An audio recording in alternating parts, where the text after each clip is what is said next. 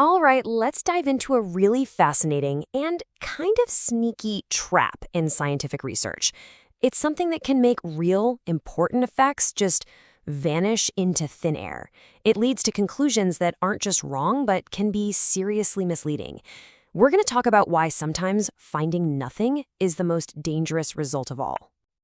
You see this all the time, right? A headline pops up that says some new drug is no better than a sugar pill, or that a new diet has no effect. And, we usually just take that at face value. But what if the researchers just couldn't see it? What if the effect was right there in front of them, but their tools weren't sharp enough to pick it up? That's the exact mystery we're getting into today. So let's ground this in a real-world case. Back in 1990, a study looked at those pre-employment tests. The ones companies use to screen applicants. They wanted to know if these tests were fair. Did they predict job performance for white applicants any differently than for minority applicants? The study came back with a clear answer. Nope, no difference. The test seemed totally fair for everyone. And at first glance, that sounds like great news. Case closed, right? But it begs a much bigger question. When a study finds no effect, does that really, truly mean that no effect exists? Or could a real difference have been hiding there, right in the data, but completely invisible to the way the study was set up? Let's find out. So here's how we're going to crack this case. We'll start with the mystery of the missing effects. Then we'll finger the usual statistical suspect. We'll see what happened when researchers ran a huge virtual experiment and watch the exact moment that statistical power disappears. And finally, we'll talk about why this changes, well, pretty much everything.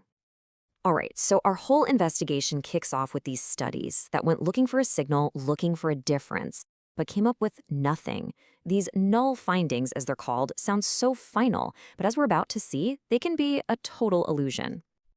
Okay, so here are the case files. That 1990 study we mentioned? No difference found. But check out these numbers. When they compared by race, the sample was 83% white and just 17% non-white. And for gender, even more lopsided. 90% male, 10% female. Then you have another study from 1992, which found no racial differences in how personality tests work. But again, look, the minority group was only 31% of their sample. You starting to see the pattern here? In every case, one group is way, way bigger than the other. And that is our first major clue. Every good detective story needs a culprit, right? Well, in statistics, our prime suspect has a name, the type 2 error. It's the super common problem that can end up hiding the truth in plain sight. So what in the world is a type 2 error? Honestly, it's just a fancy term for a false negative. Think of it like this. You go to the doctor because you think you have the flu. The doctor runs a test, but it comes back negative, so they tell you you're fine. But you actually do have the flu. The test missed it. That is a type 2 error. In research, it's when you conclude there's no difference, when in reality, there really truly is one. You just plain missed it. So why does this happen? Well, that biggest clue is those unbalanced groups we just saw. Imagine you've lost your keys in a big park. The ideal way to search would be to have your friends spread out evenly, right? 50% searching the east side, 50% searching the west. But what if 90% of your friends could only search the east side, and only 10%, just one person maybe, could look in the west? You'd have a massive blind spot. It's the exact same thing with data. When you have a 90-10 split, your ability to hear a clear signal from that tiny 10% group gets incredibly weak. You're basically searching with one eye closed. Now, the researchers who wrote the paper we're digging into today had this exact suspicion. They thought these lopsided groups were making studies miss real effects. So to prove it, they did something brilliant. They built a virtual laboratory, a huge computer simulation to test their theory under absolutely perfect conditions. They used this really cool technique called a Monte Carlo simulation. Just picture them at a giant computer control panel, creating thousands of virtual studies. And on this panel, they had three main levers they could pull. First, the total number of people in the study, from a small group of 30 all the way up to 300. Second, and this is the key, the balance between the groups. They tested the perfect 50-50 split, a more typical 70-30, and that really extreme 90-10 split. And third, they actually programmed a real difference into the data from the start, a small, medium, or large effect that they knew for a fact was there. The question was simple. Since we know a real effect is baked into this data, how often will our standard statistical tests actually find it? And let me tell you, they were thorough for every single combination of those levers. Every sample size, every group balance, every effect size, they ran the simulation 2,000 times. This was a massive, systematic deep dive to figure out exactly when and why science goes blind. So, what did this giant virtual experiment show?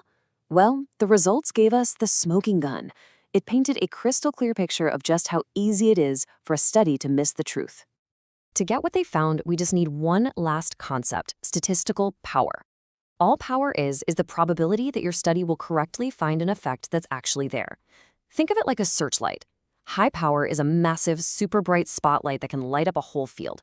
Low power, though, is like a dinky little keychain flashlight. You could be standing 2 feet away from what you're looking for, but if your light is too weak, you are never, ever going to see it. Okay, so first up, a result that probably won't surprise you. The more people you have in your study, the bigger your sample size, the more powerful your searchlight is. Bumping the sample size from 30 up to 300 gives your power a huge boost. This is pretty standard stuff in statistics, but trust me, it is not the whole story.